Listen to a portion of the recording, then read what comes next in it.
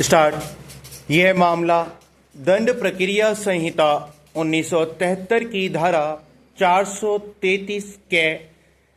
के संबंध में उत्पन्न एक विधिक प्रश्न उत्पन्न होने पर उच्चतम न्यायालय के इस पूर्णपीठ के समक्ष आया, जिसने पुनः उक्त प्रश्न पर विनिश्चय के लिए इस मामले को बृहद पीठ के लिए संदर्भित कर दिया है। वर्ष 1978 में किए गए एक संशोधन के द्वारा दंड प्रक्रिया संहिता में जोड़े गए धारा 433 के अंतर्गत निम्न उपबंध किया गया है। पैरा 433 के कुछ मामलों में छूट या लघुकरण की शक्तियों पर निर्बंधन, धारा 432 में किसी बात के होते हुए भी जहां किसी व्यक्ति को ऐसे अपराध के लिए जिसके लिए मृत्यु दंड विधि द्वारा उपबंधित दंडों में से एक है, आजीवन कारावास का दंडादेश दिया गया है, या धारा 433 के अधीन किसी व्यक्ति को दिए गए मृत्यु दंडादेश का आजीवन कारावास के रूप में लघुकरण किया गया है, वहाँ ऐसा व्यक्ति कारावास से तब तक नहीं छोड़ा जाएगा जब तक कि उसने 14 वर्ष का कारावास पूरा न कर लिया हो। पैरा अर्थात यदि किसी दोष सिद्ध को आजीवन कारावास का दंड दिया गया है, तब उसे दंड के छूट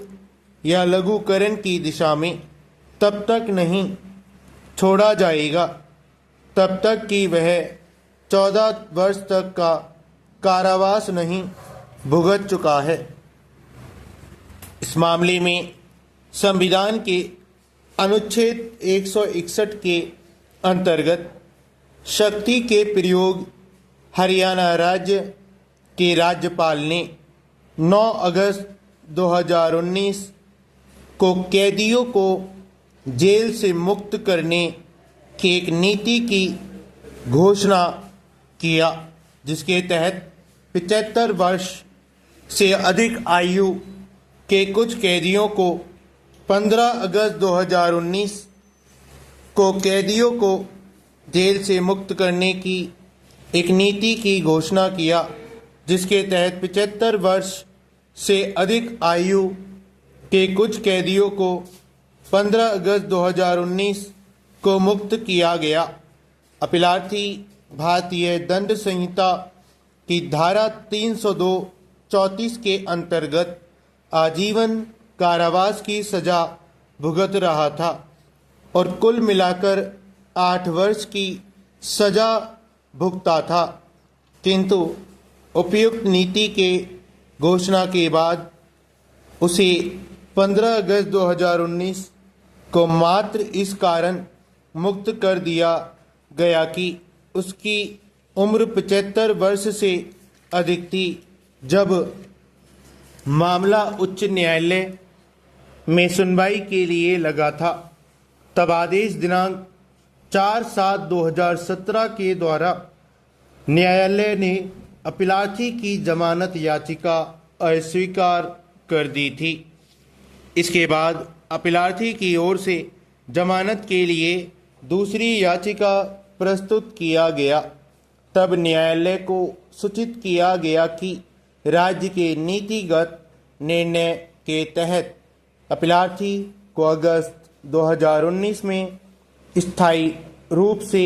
जेल से मुक्त कर दिया गया है। अतः न्यायालय ने अपीलार्थी की समय पूर्व 14 वर्ष की